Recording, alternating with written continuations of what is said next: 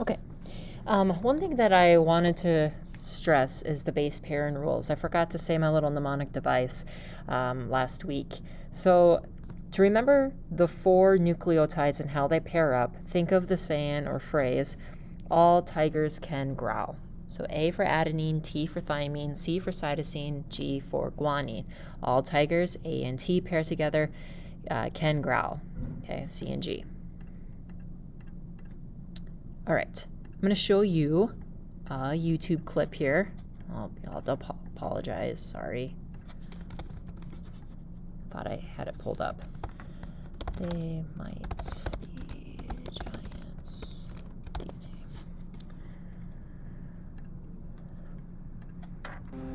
Okay, so I like showing that video because it talks about DNA and the different shapes that it can take, you know, twisted ladder, spiral staircase, a bouncing spring, double helix, so lots of different ways. And then it talks about how those nucleotides, you know, they code for a message for the cell. Okay, so today's lesson is about how DNA is copied, and we talked about the S stage or the S phase in cell cycle, the synthesis stage where DNA gets copied before it goes into cell division, mitosis. So we call this process replication. So DNA is going to get copied in this process called replication. Basically, the gist of it is that here we have our double helix, okay, and it's going the 2 strands that make up this double helix are going to separate or unzip. And then we have these nucleotides that come in and match complementary. So, you know, C was exposed, so a G is going to pair up with it. Here, G is exposed to C is going to pair up with it. Here we have another C, so a G is going to pair up to a T, T, and so on and so forth. And so each strand of this original DNA molecule acts like a template, and we use the templates to form a complementary strand of DNA. Now, if that's confusing for you, we can actually model this right now. So here is my DNA molecule, okay? It looks like a ladder. We got the rungs, the nucleotides, and the sides of the ladder. And so the first step is that DNA unzips. So we're just going to unzip our DNA strand. And then the second step is that nucleotides are going to come in and match complementary. How do they match complementary? Remember our saying, all tigers can growl. So A is going to pair with T and C is going to pair with G. So I'm going to go ahead and start matching complementary to this. So T pairs with A, G pairs with C, T pairs with A. Let me go C, G, A, C, T, and A. So there's one strand done. And now I have to match complementary to this strand. So it's going to get real tight here. But there'll be a G, T, C, A, G, C, T,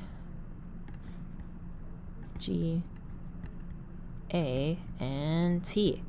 And so each strand of the original DNA molecule acts like a template, and I can make a copy of it. Now, if you take a look at these 2 final products, okay, they're the same.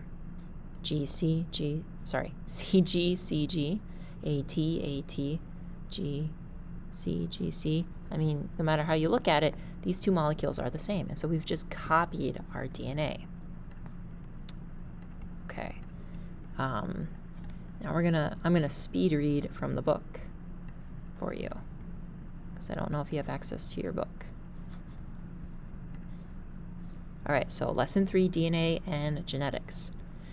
Have you ever put together a toy or a game for a child? If so, it probably came with directions. Cells put molecules together in much the same way you might assemble a toy.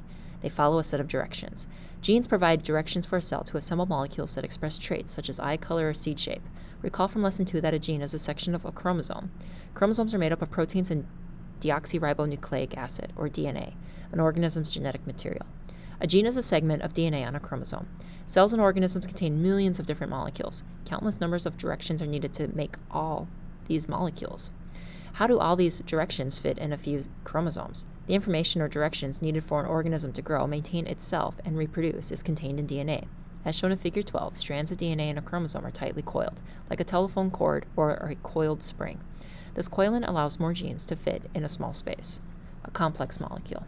What's the best way to fold clothes so they fit into a drawer or a suitcase? Scientists asked a similar question about DNA. What is the shape of DNA molecule, and how does it fit into a chromosome? The work of several scientists revealed that DNA is like a twisted zipper. This twisted zipper shape is called the double helix. A model of DNA's double helix structure is shown in Figure 13. How do scientists make this discovery? Rosalind Franklin and Maurice Wilkins were two scientists in London who used X-rays to study DNA. Some of the X-ray data indicated that DNA is a helix shape. American scientist James Watson visited Franklin and Wilkins and saw one of the DNA X-rays. Watson realized that the X-ray gave valuable clues about DNA structure. Watson worked with an English scientist, Francis Crick, to build a model of DNA. Watson and Crick used their work on information from Franklin and Wilkins' X-rays. They also used chemical information about DNA discovered by another scientist, Erwin Chargaff. After several tries, Watson and Crick built a model that showed how the smaller molecules of DNA bond together and form a double helix. 4 nucleotides shape DNA. DNA's twisted zipper shape is because of molecules called nucleotides. A nucleotide is a molecule made up of a nitrogen base, a sugar, and a phosphate group. Sugar-phosphate groups form the sides of the DNA zipper. The nitrogen bases bond and form the teeth of the zipper. As shown in Figure 13, there are 4 nitrogen bases: adenine, cytosine, thymine, and guanine. A and T always bond together, and C and G always bond together. So here are the sides of the ladder, made up of sugar and phosphate, and here's the rungs of the ladder, made up of our nitrogen bases or nucleotides. How DNA replicates.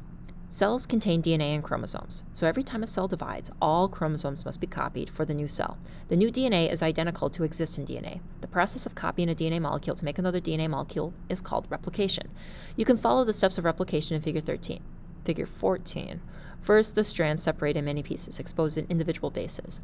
Then nucleotides are added to each exposed base. This produces 2 identical strands of DNA. So step 1, DNA strand separates, and nitrogen bases are exposed. And then step 2, these nucleotides, which are just floating around in the nucleus, move into place and match complementary to form new nitrogen-based pairs. And then the end result is you get 2 identical strands of DNA that are produced. So that's all I'm going to read today. Close out of this. So your assignment is the B questions. What's the shape of the DNA molecule in DNA? Which nucleotide always pairs with adenine? The process in which DNA is copied? What nucleotides always match up? When does DNA replication take place? Explain how DNA replicates. Make a complementary strand of DNA with the following sequence. So you're just going to write the complementary strand right underneath it. And then how many amino acids does the strand actually code for? So remember, our DNA code is a triplet. So for every 3 letters, it's 1 amino acid. So for example, 1, 2, 3, boom, that'd be 1 amino acid. Let me just draw a circle on this real quick. Oh, that's not a circle. So there's 1 amino acid. Do the next 3. 2 amino acid, and so on and so forth.